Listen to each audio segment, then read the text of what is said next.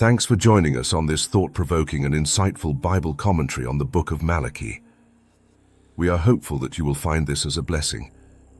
Many of us are so busy with work and family that we do not take the time to actually understand the main lesson of the Scriptures. This series on Bible commentary will help us understand the main spiritual perspective of each book and how it is relevant to us even now. Many times the book of Malachi is used to teach about giving, but it is more than that. Imagine watching a movie, and just before the climax, everything fades to black. No explanation, just silence. That's exactly what happened after the book of Malachi. The book of Malachi is the last prophetic words before 400 years of silence. God gave his people a wake-up call, a final warning before going silent for 400 years. But what if I told you this message isn't just for ancient Israel, it's for us today? Let's uncover the overlooked truths in Malachi that will change how you see God, worship, and even justice itself. Who was Malachi? Malachi, his name literally means my messenger, and he delivers God's last message to Israel before the coming of Jesus. 450 to 430 BC, during the time of Nehemiah, the people of Israel begin growing spiritually complacent.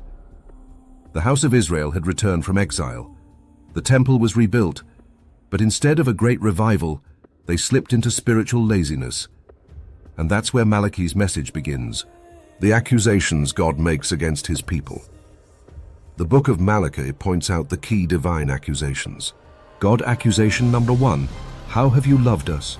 Malachi chapter 1, 2-5. Ever felt like God has forgotten you? Israel did. They asked, how have you loved us? And God's response? He reminds them of his faithfulness throughout history. Malachi chapter 2, I have loved you, says the Lord. But you ask, how have you loved us? The lesson? God's love isn't just about what he does today. It's about his faithfulness through time. When we doubt, we need to look back and remember. God accusation number 2, giving God leftovers. Malachi 1, 6-14. The priests were offering blind, lame, and sick animals instead of their best. And God says, would you give this to your governor? Malachi 1, 8. Try offering them to your governor. Would he be pleased with you? What are we offering God today? Our leftovers? Half-hearted prayers? Distracted worship?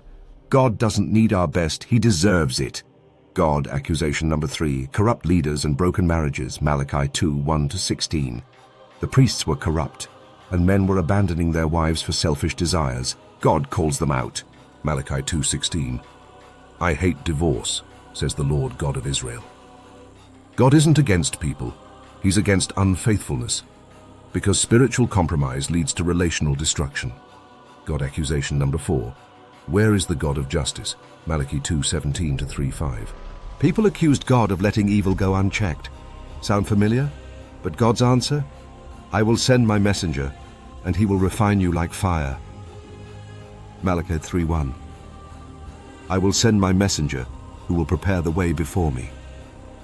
This was a prophecy about John the Baptist, and ultimately Jesus. Justice is coming, but are we ready? And accusation number 5. Robbing God. Malachi 3, 6-12. God accused Israel of robbing him. How?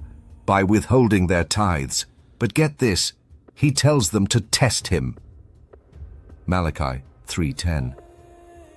Test me in this, and see if I will not throw open the floodgates of heaven. Tithing isn't about money, it's about trust. When we hold back from God, we're actually robbing ourselves of his blessings. God accusation number 6. The Son of Righteousness will rise. Malachi 4:1-6. And finally, God gives them a promise. The Son of Righteousness will rise. Who's that? Jesus. Malachi 4:2. But for you who fear my name, the Son of Righteousness will rise with healing in its wings. Malachi wasn't just the last book of the Old Testament, it was the setup for the greatest story ever told. Conclusion of the commentary of the book of Malachi. What Malachi teaches us today. God's love is proven in history, not just circumstances. True worship requires giving God our best. Our faithfulness in relationships reflects our faithfulness to God. God's justice is coming. Are we ready? Tithing isn't about money, it's about trust. Jesus is the fulfillment of God's promise. Malachi wasn't just a message for Israel. It's a wake-up call for us today. The question is, are we listening? If this changed your perspective, hit that like button, subscribe for more Bible breakdowns, and comment below. What stood out to you the most? Next up, we're diving into the Gospel of Matthew, where Malachi's prophecy is fulfilled. You won't want to miss it.